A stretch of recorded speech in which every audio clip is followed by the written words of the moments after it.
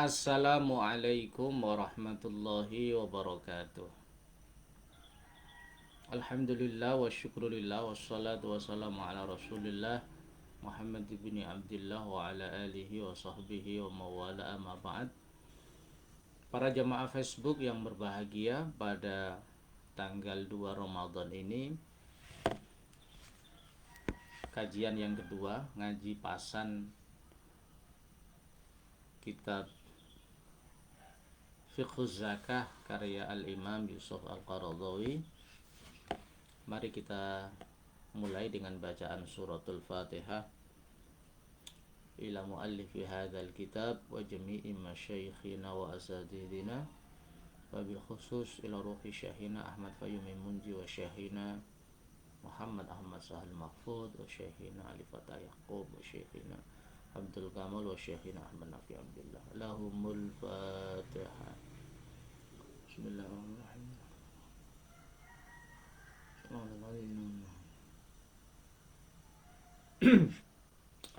Bismillahirrahmanirrahim. Kita teruskan kajian kemarin. Bismillahirrahmanirrahim. Wa hadzal amru urusan ini, kebijakan ini. Apa amru itu? Qitalul mutaraddidin, memerangi orang-orang yang durhaka karena tidak membayar zakat. Ala zakah qad thabata, sungguh telah tetap urusan ini, memerangi orang-orang yang dilurung tidak mau berzakat, bil ahadisi, dengan beberapa hadis as-sahihati yang sahih, hadis yang diriwayatkan oleh rawi yang dhabit, yang adil, yang mata rantainya tanpa ada kata putus ya kepada Nabi kita Muhammad sallallahu alaihi wasallam. Tidak hanya berdasarkan hadis memerangi orang-orang yang sepakat untuk tidak membayar zakat, wabi ijma'is sahabati, dan dengan konsensus sahabat. Jadi dasar memerangi orang-orang yang enggan berzakat itu dengan dua hal. Yang pertama berdasarkan hadis Nabi. Yang kedua berdasarkan kesepakatan para sahabat. Tentu dua sumber ini sangat kuat ya, karena kata-kata ijma itu berarti hasil musyawarah para sahabat, di mana para sahabat itu adalah orang-orang yang menyaksikan langsung turunnya Al-Quran, orang-orang yang menyaksikan langsung apa yang dilakukan oleh Nabi, apa yang disampaikan oleh Nabi, orang-orang yang melihat langsung bagaimana Nabi menjalankan pemerintahan Islam, bagaimana Nabi berdakwah di tengah-tengah masyarakat. Itulah keunggulan sahabat yang tidak dipunyai oleh generasi sesudahnya. Radhiyallahu anhum, semoga Allah meridhai sahabat. Amal ahadisu, sumber yang pertama, adapun hadis-hadis yang sahih tadi. Faqad rawa, maka sungguh meriwayatkan, asy-syaikhani, Imam Bukhari Muslim, dua penggawa ilmu hadis yang sangat otoritatif. Dari mana Imam Bukhari Muslim meriwayatkan hadis itu? An Abdullah bin Umar, dari sahabat Abdullah bin Umar, sahabat yang sangat konsisten, istiqamah bersama Nabi, belajar bersama Nabi, bahkan meniru perilaku Nabi. Qala, berkata Abdullah bin Umar, qala, bersabda Rasulullah utusan Allah Muhammad sallallahu alaihi wasallam. Bagaimana sabda Nabi? Umirtu an uqatilan nasa hatta yashhadu an la ilaha illallah wa anna Muhammadar Rasulullah Umirtu, saya diperintahkan Allah. Allah memerintahkan kepada saya, maksudnya an uqatila, supaya saya memerangi, menunjukkan power an-nasa, manusia, hatta yashhadu, sehingga mereka mau bersaksi alla ilaha illallah, sesungguhnya tiada Tuhan selain Allah, wa anna Muhammadar Rasulullah, dan sesungguhnya Muhammad adalah utusan Allah. Wa yuqimus sholata, dan mereka mau mendirikan sholat. Wa yu'tuz zakata, dan mereka mau membayar zakat. Jadi saya diperintahkan oleh Allah untuk menegakkan pilar-pilar agama yang sifatnya sangat fundamental. Yang pertama adalah bersyahadat, yang kedua adalah sholat, yang ketiga adalah zakat. Jadi 3 pilar utama ini harus ditegakkan, tidak hanya dengan lisan tapi juga dengan power, dengan kekuatan. Fa'in fa'alu, jika manusia itu mau melakukan 3 pondasi ini, bersyahadat, sholat, dan zakat, fa'in fa'alu dzalika asamu minni dima'ahum, maka mereka dengan sendirinya menjaga darah-darah mereka, jiwa-jiwa mereka, illa bihaqqil Islam, kecuali dengan hak Islam.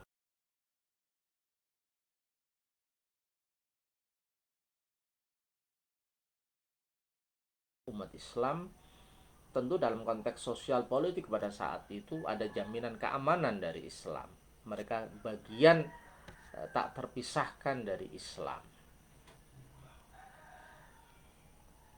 Kecuali kalau mereka melakukan hal-hal yang di dalam Islam diperbolehkan untuk dilakukan had atau qisas, misalkan membunuh orang Islam yang lain yang tidak bersalah dan lain-lain. Wa hisabuhum 'alallah, dan hitungan amal manusia semua itu berada di atas kekuasaan Allah. Ini dasar hadis yang pertama. Jadi umirtu an uqatilan nasa hatta yashhadu an la ilaha illallah wa anna Muhammadar Rasulullah wa yuqimus salata wa yu'tuz zakata fa in fa'alu dzalika asamu minni dima'ahum illa bihaqqil Islam wa hisabuhum 'ala Allah. Hadis yang diriwayatkan oleh Imam Bukhari Muslim dari sahabat Abdullah bin Umar. Wa an Abi Hurairah, hadis yang kedua, wa an Abi Hurairah, hadis yang diriwayatkan oleh sahabat Abu Hurairah. Qala, berkata sahabat Abu Hurairah, qala, bersabda Rasulullah, utusan Allah sallallahu alaihi wasallam,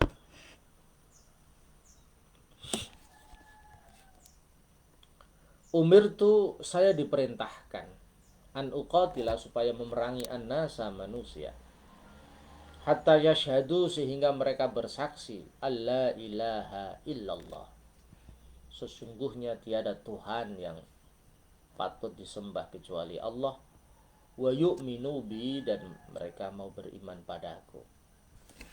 Tidak mungkin beriman kepada Allah tanpa beriman kepada Nabi, karena yang membawa keimanan Allah ini Nabi kita Muhammad sallallahu alaihi wasallam. Jadi beriman kepada Allah dan kepada Nabi itu sesuatu yang saling melengkapi, sesuatu yang saling mendukung satu dengan yang lain.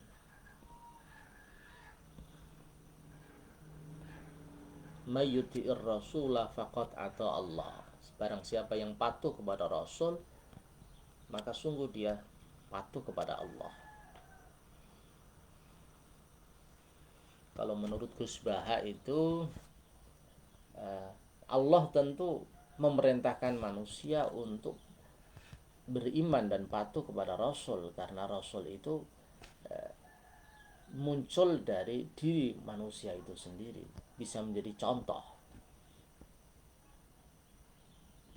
bagaimana cara beribadah yang benar, bagaimana cara bermuamalah yang benar. Itu semua ada pada Nabi. Karena dalam kehidupan sehari-hari manusia itu butuh contoh, butuh uswatun hasanah, butuh good model, teladan yang baik di dalam keimanan dan ketakwaan.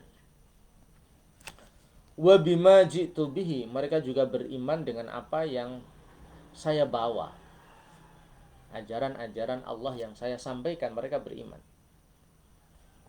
Fa idza fa'alu dzalika, jika mereka melakukan itu, mau beriman kepada Allah, beriman kepadaku, percaya terhadap ajaran-ajaran Allah yang saya sampaikan, asamu minni dima'ahum, maka mereka secara otomatis menjaga diri mereka dari saya, darah-darah mereka, wa amwalahum, harta-harta mereka, mendapat jaminan dari Allah dan Rasulnya, illa bihaqqiha, kecuali dengan haknya dima'ahum wa amwalahum, kecuali dengan hak-hak yang harus ditegakkan ketika seseorang itu melakukan penyelewengan yang seperti tadi saya sampaikan, mencuri, minum minuman keras, berzina, membunuh dan lain-lain.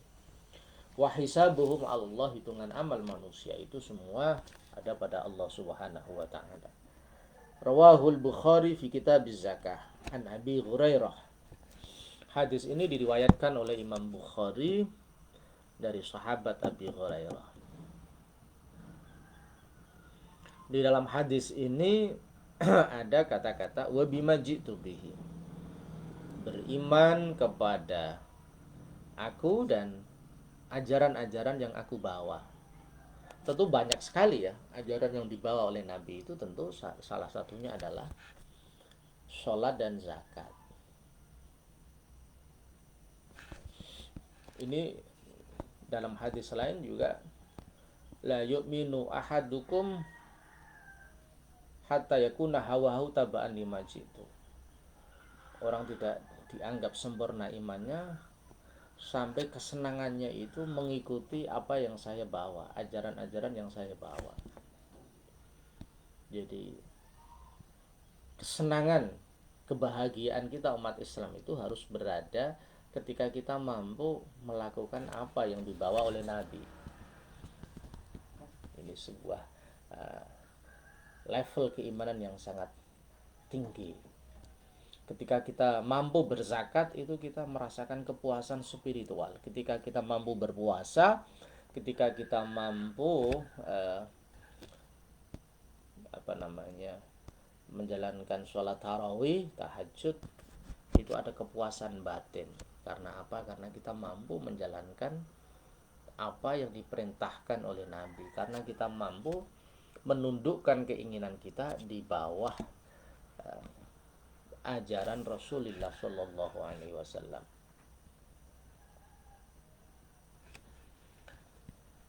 Fahadhil ahadisu, hadis-hadis ini tadullu, menunjukkan hadis ini dalalatan sharihah, dengan petunjuk yang eksplisit, petunjuk yang jelas. Menunjukkan apa hadis ini? Ala anna mani az-zakah, sesungguhnya orang yang mencegah membayar zakat, membangkang membayar zakat,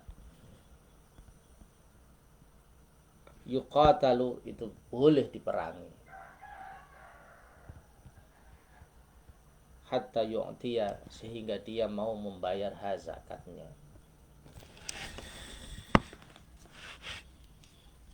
Hadis-hadis itu menunjukkan bahwa negara, ulul amri, itu punya hak untuk mengambil dengan paksa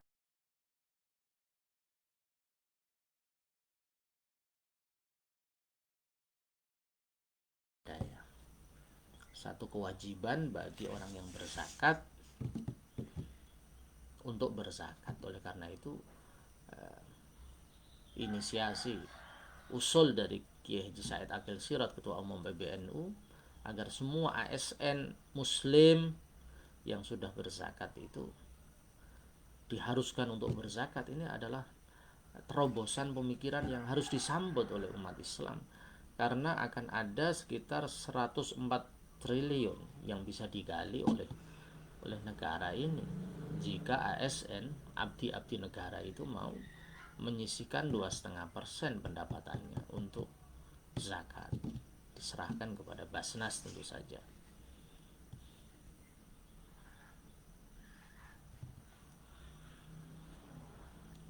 Kalau sampai dari ASN saja itu 104 triliun, itu besar sekali dana yang bisa kita gunakan untuk pemberdayaan ekonomi umat. Selama ini undang-undang yang ada itu hanya memberikan dispensasi bahwa harta yang kita zakati itu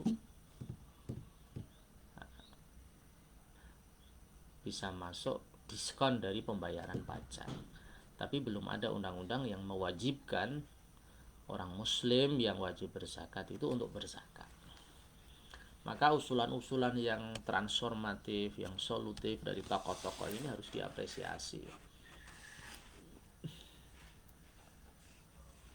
Karena memang show of force itu harus dari negara ya. Menegakkan zakat, membangun peradaban zakat itu harus dimulai dari keteladanan ulul amri. Negara harus hadir untuk menghimpun dana zakat ini. Kenapa? Karena nanti akan kembali kepada rakyat itu sendiri. Dari tu'khadhu min aghniyaihim faturaddu ala fuqaraihim. Diambil dari orang-orang kaya, dikembalikan kepada masyarakat miskin. Ada keseimbangan antara ekonomi orang-orang kaya dengan ekonomi orang-orang miskin. Maka kita menunggu bagaimana terobosan dari presiden kita, wakil presiden kita, menteri-menteri, gubernur, bupati, camat, kepala desa.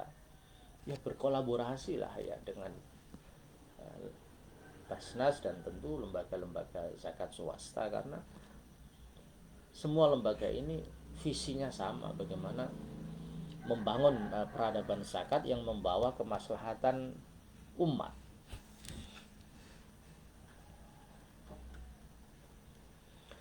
Wadzahiru, fakta yang tampak, annaha sesungguhnya hadis-hadis ini bihadhil alfaz, dengan redaksi as-sharihati yang jelas, yang eksplisit ini, lam tablugh, belum sampai ahadis as-sharihah ini as-siddiqa, kepada Abu Bakar as-Siddiq, walal faruqa, dan belum sampai kepada Sayyidina Umar al-Faruq. Karena memang zaman dulu belum ada teknologi HP, belum ada WA, belum ada Facebook, belum ada Twitter, sehingga Nabi bersabda kepada satu sahabat belum tentu diketahui oleh sahabat yang lain. Apalagi sosok-sosok pemimpin seperti Abu Bakar dan Umar ini adalah sosok-sosok yang mendapat tugas berat dari Nabi untuk mengawal perjuangan Islam. Artinya mereka punya tugas untuk melakukan konsolidasi pergerakan, mereka punya tugas untuk mengorganisir kekuatan. Artinya tugas di lapangannya untuk mengecek bagaimana soliditas umat Islam di dalam menggerakkan dakwah ini. Tentu intensitas bertemu dengan Nabi tidak seperti para sahabat yang selalu duduk manis menunggu Nabi, seperti sahabat Abu Hurairah itu.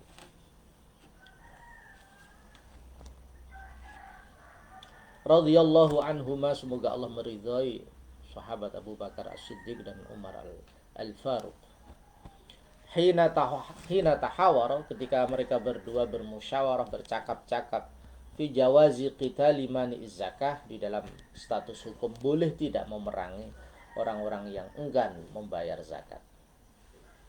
Idza aqarru, ketika mereka juga mengakui, orang-orang yang enggan berzakat itu juga menetapkan mengakui di syara'il Islam dengan syariat-syariat Islam al-ukhra yang lain, contohnya kasolat seperti sholat, wasyami dan puasa.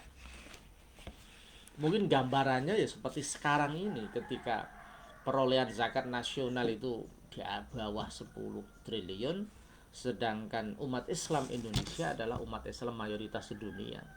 Mereka rajin menunaikan sholat, mereka aktif menjalankan ibadah puasa, tetapi secara faktual data yang masuk soal perolehan penghimpunan zakat ini di bawah ekspektasi. Dari 280 triliun ternyata yang terhimpun belum ada 10 triliun. Ini sebuah ironi ya. Ironi negara dengan penduduk terbesar Islam menjadi ladang dakwah yang luar biasa bagi lembaga zakat untuk lagi-lagi aktif melakukan sosialisasi, edukasi publik, melakukan konsolidasi organisasi, menerapkan manajemen yang sidik, amanah, yang profesional, supaya mampu mengambil hati masyarakat middle class atau high class, orang-orang kaya yang sudah wajib berzakat, atau orang kelas menengah ke bawah yang berinfak, bersedekah bersama-sama untuk mengambil zakat itu dan dikembalikan kepada masyarakat. Fafi ahdil khalifatil awal, mesti khalifatil ula ya. Fafi ahdil khalifatil awal, pada periode khalifah yang pertama li Rasulillah, para pengganti Rasulillah, tamarrodat, pada durhaka qabailu, beberapa kabilah syatta yang banyak minal arabi, dari